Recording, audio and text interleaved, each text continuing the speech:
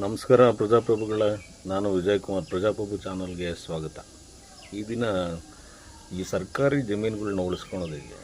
ಎಲ್ಲ D ಸಿಗಳು control ಇರುತ್ತೆ, ಸರ್ಕಾರದ ಅಧೀನದಲ್ಲಿರುತ್ತೆ. ಈ ಜಮೀನುಗಳು ತುಂಬ ದುರುಪಯೋಗ ಆಗ್ತದೆ. ಅದು ಮುಂದಿನ ಜನಾಂಗಕ್ಕೆ ಹೇಗೆ ಉಳಿಸ್ಬೇಕು? ಈ ಉದಾಹರಣೆಗೆ ಆರೋಗ್ಯ ಆಗಲಿ, ಶಿಕ್ಷಣ ಆಗಲಿ, ಸೋಷಲ್ ವೆಲ್ಫೇರ್ ಆಗಲಿ, ಬೇರೆ ಬೇರೆ ಇಲಾಖೆಗಳಿದ್ದಾವೆ. ಅವೆಲ್ಲರೂ ಆಯಾ ಜಮೀನನ್ನ ದಾನ ಕೊಟ್ಟಿರ್ತಾರೆ, ಇನ್ನೊಂದು ಕೊಟ್ಟಿರ್ತಾರೆ. ಅದನ್ನೆಲ್ಲನೂ ಉಳಿಸ್ಬೇಕಲ್ವ? ಅದು ಈಗಲೂ ಕೂಡ ಆಯಾ ಇಲಾಖೆಯ ಮುಖ್ಯಸ್ಥರ ಹೆಸರಲ್ಲಿ ಇರಬೇಕು. ಅವು ಯಾವುವು ಇಲ್ಲ, ಇಲ್ಲೆಲ್ಲೋ ಹೋಗಿರ್ತವೆ, ಬೇರೆ ಬೇರೆಯವರೆಲ್ಲ ದುರುಪಯೋಗ ಮಾಡ್ಕೊಂಡಿರ್ತಾರೆ. ಇದನ್ನೆಲ್ಲ ತನಿಖೆ ಮಾಡಿ ಸಂಪೂರ್ಣವಾಗಿ ಆಯಾ ಇಲಾಖೆಗೆ ಸಂಬಂಧಪಟ್ಟಾಗ ಉಳಿಸ್ಕೋಬೇಕು.